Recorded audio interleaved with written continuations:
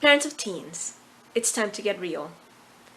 You know that this last few months with pandemic and quarantine and online school and remote learning, all of these issues that were just suddenly thrown at us have done nothing but highlight our feelings of inadequacy. This sense that everybody else in the world seems to have it all together except us, right? This feeling that every other parent around us just figured it out, but we can't.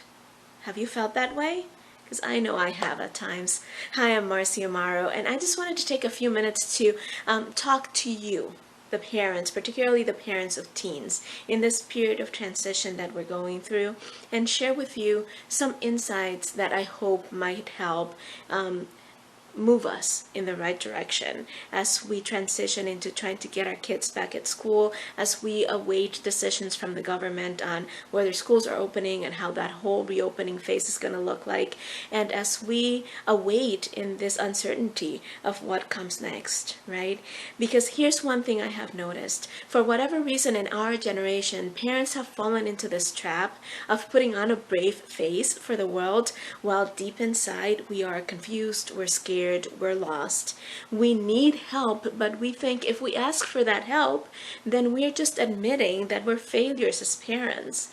And I want us to start moving away from that mindset. I want us to start helping each other the way previous generations did. See, if you think back when our grandparents and even our parents raised their kids, raised us, they had this sense of community around the fact that they were parents, right? Moms would get together and they would exchange not just recipes and gossip, but they would also exchange ideas. They would exchange worries and concerns. Same thing with dads. They would get together and, have a drink or hang out or do whatever it is that dads do. But they would also vent and talk about the things that were going on in their lives, and they would support and encourage one another. They would share wisdom that they had gained from someone else and keep passing it down from one group of parents to the next. And for whatever reason, our generation has stepped away from that and has fallen into this mode of criticizing one another, of pointing fingers at one another, maybe in the hopes of making ourselves feel better. But what has actually transpired, the result of it has been that we are isolated, not just as human beings, but particularly as parents, thinking that if we are really good parents, then we will figure this out. If we were really good at being the parent of our child, then we would instinctively know what to do. Well, I want to share 3 things with you today that hopefully will help get us moving in the more positive direction when it comes to all these thoughts. Are you ready? The first thing is, for whatever reason, we have bought into this nonsense that parents need to be perfect, right? That we need to put up this wall or this facade with our kids and with the world that says, I got this, I know what I'm doing, I am figuring this out, and I am doing well.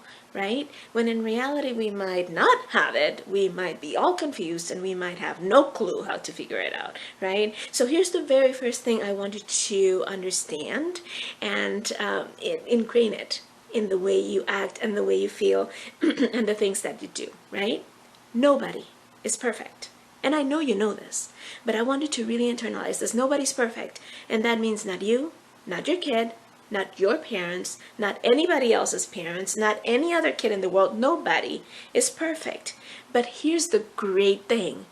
Our imperfections are our uniqueness. I'm going to say that again. Our imperfections are our uniqueness.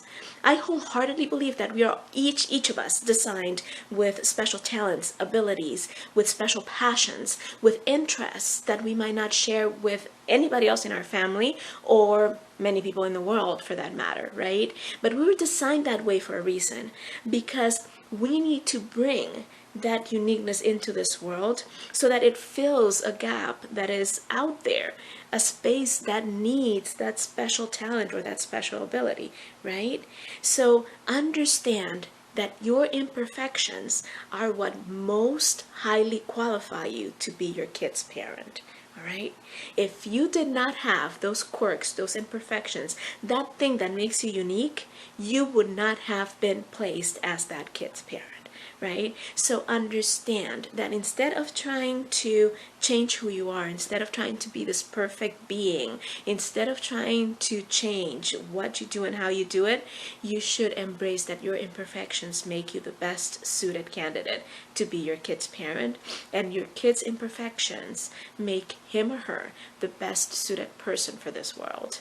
Right? So embrace and understand that, and we'll talk more about that in a later video, right? But for now, just understand your imperfections are your uniqueness.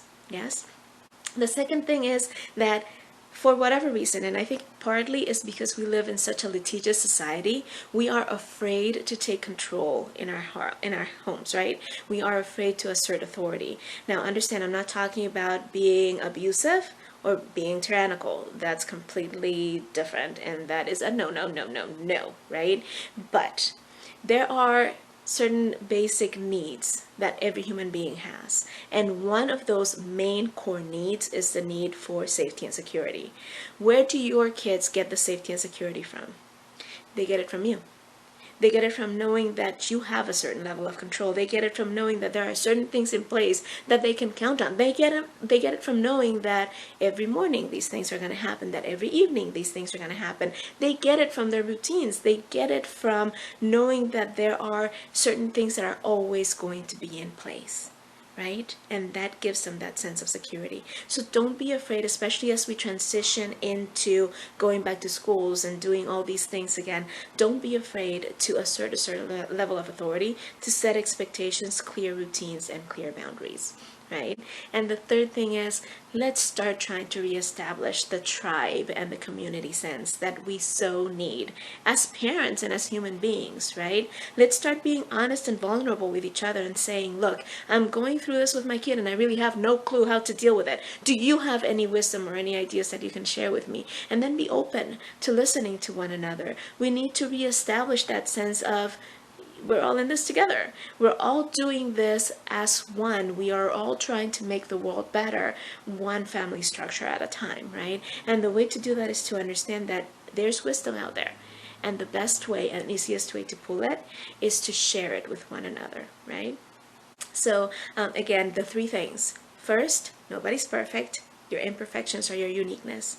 Second, don't be afraid to start asserting some authority and regaining some control of your structures and your routines. And third, let's reestablish our sense of community and a sense of tribe, right? So here's what I'm going to ask you to do. Just two quick things. First, if any of this resonated with you, please write a comment below and let me know what it was that resonated with you and maybe what some of the challenges you're currently facing are, right? I would love to hear that, and I would love to have an opportunity to address maybe some of those things in future videos.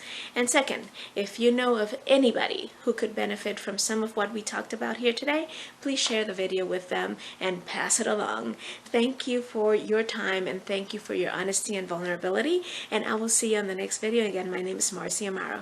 Thank you.